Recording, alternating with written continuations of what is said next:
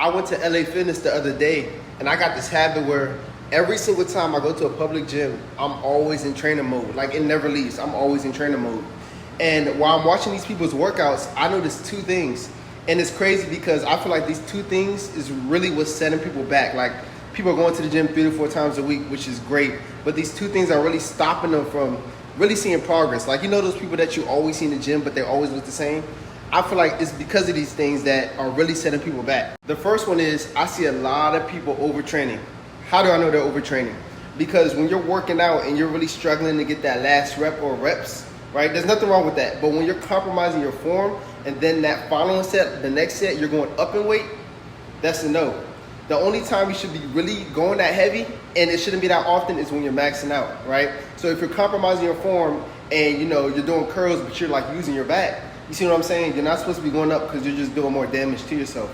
Another way you could overtrain is if you keep hitting the same muscle groups repeatedly, right? Let's say Tuesday, I hit arms. If I hit arms Wednesday, I'm overtraining. You see what I'm saying? Because you shouldn't be hitting the same muscle groups back to back. You got to give yourself time for recovery. This leads me to my second point. A lot of people are neglecting proper form. I like to follow this method where before I increase weight, I always slow the reps. So if I'm doing curls with 35 pounds, let's say I'm doing curls with 35 pounds, it's real easy. Most people mess up because they're ready to get the 45 pounds so fast. What you need to do is take that same 35 and just slow the reps, all right? This is gonna do two things. First and foremost, it's gonna protect your joints in the long run, shoulders, all right?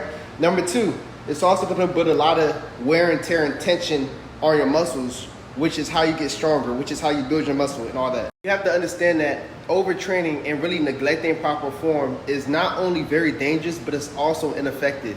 See, the way it works is when you're in the gym, when you're lifting weights, when you work out, right, you're slowly tearing your muscles, all right? So you're getting these small tears.